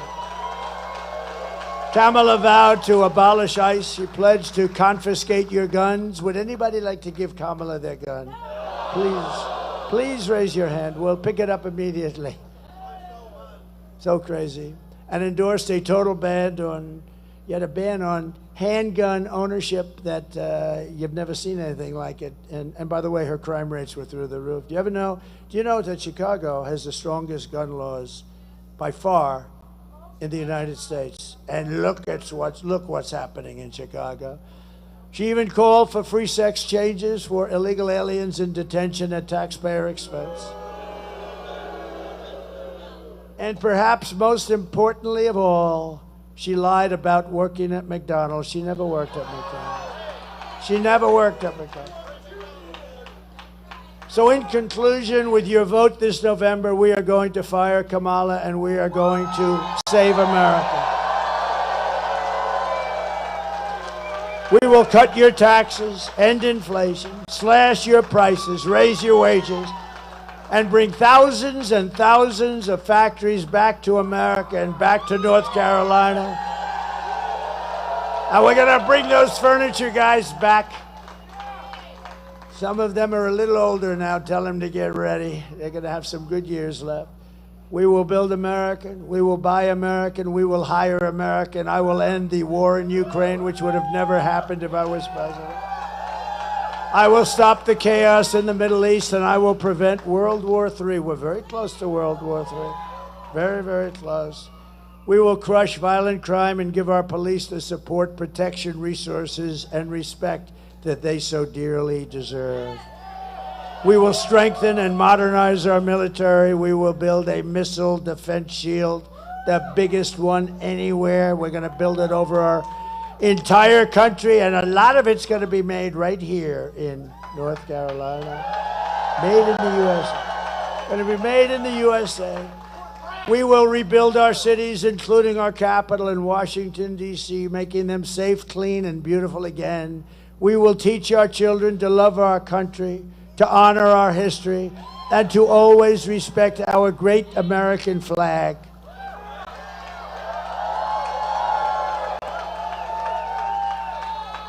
And we will put in a bill that if you burn our flag or destroy our flag in any way, it's 1 year in prison. Right? They say it's not constitutional. We're going to have to check that, Tim. They say it's not constitutional. I just think it's crazy. But we are going to do it. We're going to try and get that done. But they do say that, and I don't know. I don't know whose definition that is, but I think I do. We will get critical race theory and transgender insanity the hell out of our schools. And we will keep men out of women's sports. I will defend religious liberty, I will restore free speech, and I will defend the right to keep and bear arms, your Second Amendment, which is understood. After years of building up foreign nations, defending foreign borders, and protecting foreign lands, we are finally going to build up our country, defend our borders, and protect our citizens. And we will stop illegal immigration once and for all. We will not be invaded. We will not be occupied. We will not be overrun. We will not be conquered. We will be a free and proud nation once again. Everyone will prosper, every family will thrive, and every day will be filled with opportunity and hope and the American dream. We're going to bring back the American dream. But for that to happen, we must defeat Kamala Harris and stop her radical left agenda with a landslide that is just too big to rig. So you have to get out. You have to get out and vote. I'll tell you what. A couple of days, Tuesday, you got to just wake up, and no matter what the hell you're doing, there's nothing that you can do more important. You want to take care of your house. This is more important. You won't own your house anymore. You gotta get out. You gotta vote, because our country is being destroyed. Our country is under siege from the radical left lunatics, and we can't let it happen. You have to get out. For the past 9 years, we have been fighting against the most sinister and corrupt forces on earth. With your vote this election, you can show them once and for all that this nation does not belong to them. This nation belongs to you. It was hardworking patriots like you who built this country, and 3 days from now, it is hardworking patriots like you who are going to save our country. You're going to save it. After all we have been through together, we stand on the verge of the 4 greatest years in American history. That's true. This is so important. This is the most important election you've ever voted in, and I really believe it potentially is the most important election we've ever had. With your help from now until Election Day, we will restore America's promise, and we will bring back the nation that we love. We're going to bring it back. We're going to bring it back fast, too. We are one people, one family, and one glorious nation under God. We will never give in. We will never give up. We will never, ever back down, and we will never, ever, ever surrender. Together, we will fight, fight, fight. We will win, win, win. We will vote, vote, vote.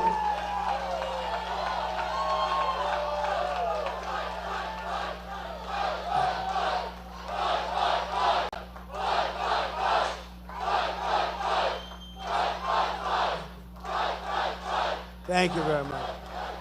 That's what we have to do. November 5th will be the most important day in the history of our country.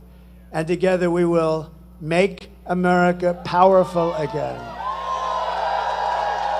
We will make America wealthy again. We will make America healthy again. RFK Jr. is going to be in charge of that. Is that good? He'll be it. I said, Bobby, just leave the liquid gold alone. Let me handle that. Just leave me alone with the liquid gold. We're going to pay off so much debt and lower your taxes. We will make America strong again. We will make America proud again. We will make America safe again. And we will make America great again. Thank you. Thank you, North Carolina. God bless you all. God bless you.